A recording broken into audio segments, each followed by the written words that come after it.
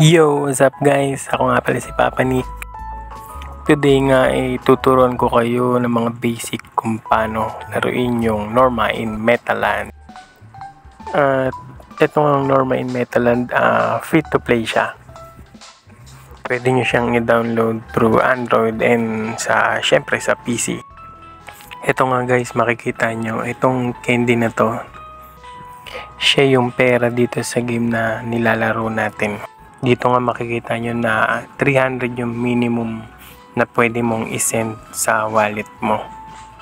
Hindi sa physical na wallet guys syempre. Parang sa crypto wallet yan. Tapos yung minimum nga na pag-transfer niya is 300. 300 na candies guys. At syempre nakalagay nga doon meron siyang 5% na fee kapag magsisend ka ng candies through wallet. At dito nga makikita nyo napakaraming pwedeng paggamitan ng mga candies natin yan, tulad yan pambili ng WCC ticket. Yung WCC ticket na yun pang sa challenge dun sa may parang syempre cooking master chef. Meron kasi siyang arena dito parang maglalaban-laban kayo lahat na chef, pero siya by rank naman siya, pero gagawa natin ng ibang video yun guys. Dito guys, papakita ko lang sa inyo kung paano laruin yung laro na to. Napaka basic lang nito guys, chill nga lang siya. Sa tansya ko siguro nasa 1 week ko na siyang nilalaro. Okay naman siya, hindi mo kailangan ma-pressure sa laro na to. Itong pinapakita ko nga pala master level siya, tapos ito yung normal level. Syempre mauna yung normal, yan. Di naman siya makikita nyo may 3 star siya. Di naman siya required, basta maka 1 star ka okay na yun. Pero ang kinagandang kasi ng 3 star, syempre pag 3 star makukuha mo 3 candy, tas 1 star syempre isa, tas ganun lang pag dalawa, syempre doon tayo sa 3 star. At dito nga guys makikita nyo kung paano siya laruin. Yan lang, ganyan lang, magsiserve ka lang, bibigyan mo lang kung ano yung pagkain na gusto nila. Lumalabas naman siya tulad niyan, di ba? Ketchup, broccoli, steak, di ba? O masaya na siya, tapos kunin mo lang yung pera. Pwede mo naman di pindutin yung pera kasi sa'yo na rin naman mapupunta yan. Ba, ganyan lang siya kadali guys, panoorin nyo lang.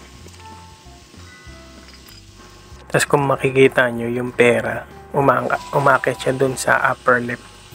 Yan, tapos makikita nyo may star din. Syempre, pag umilaw yung star na yun, ibig sabihin natatarget nyo na yung kung magkano yung kailangan nyo na pera.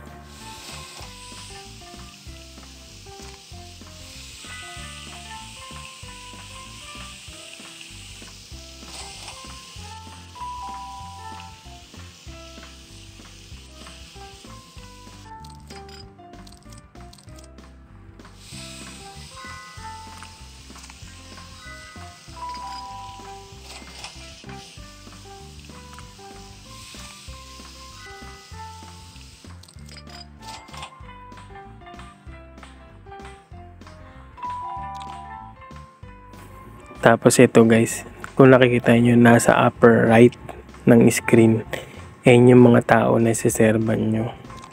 At kung ilang pagkain din yung isiserve nyo. Pero depende pa rin, tulad nito, dalawa sila. So yun, dalawa yung isiserve nyo sa kanila. Pero minsan maraming ino-order yung dalawa na yun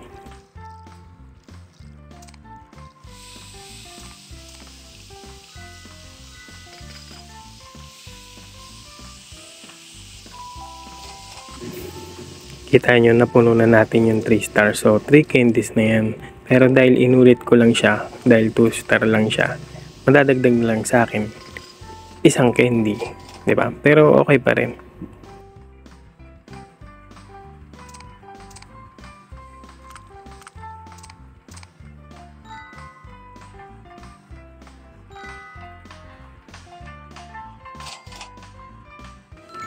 Kita nyo yun guys, nadagdagan tayo ng isang candy.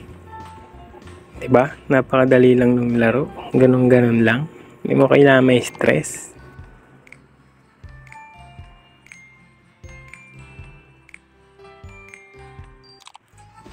Yan, dito naman sa master mode, meron pa akong hindi nati-3 star dyan eh. Babalikan ko yan syempre. As hanggang 30 levels lang siya. Ito nga, makikita nyo din na pwede nyo i-upgrade yung mga equipment nyo. So, yun nga, kailanganin nyo din ng candy para ma-i-upgrade yung mga equipment nyo.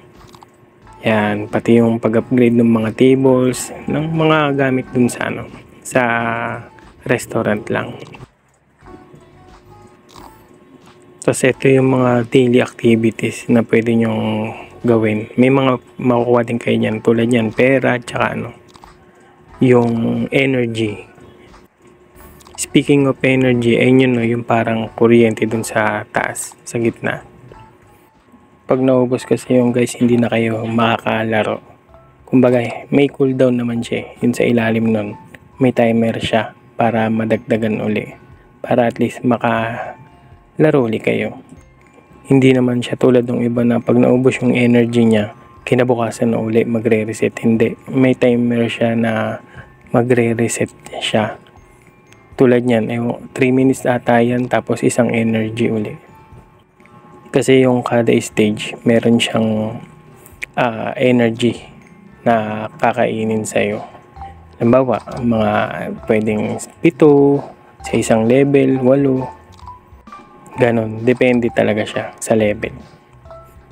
Tapos ito naman yung iba't ibang restaurant yan. Kailangan mo talaga ng candies. Yung candies talaga yung pinaka-pera dito, yung importante. Siyempre, ayun din ayun nga, yung parang crypto money mo sa laro na to, yung candies na yan. At ito, may alaga tayong aso. Yan, yung buto, makikita nyo, 1,000 tsaka 5,000. Siyempre, pag mas mataas, high reward siyempre. Yan, ganyan lang siya. Parang yung laro na to, maglilibang ka lang or nakakalibang lang talaga. Hindi mo kailangang ma-pressure. So, ayun lang muna guys. Kung may gusto kayong malaman, comment lang kayo. Tapos, huwag nyo rin kakalimutan mag-subscribe sa ating channel. Syempre. Tapos, pwede rin natin gawan ng video yung mga gusto nyong malaman. Kita ulit tayo sa next video. Sana natulungan ko kayo. Thank you guys. Thank you ulit.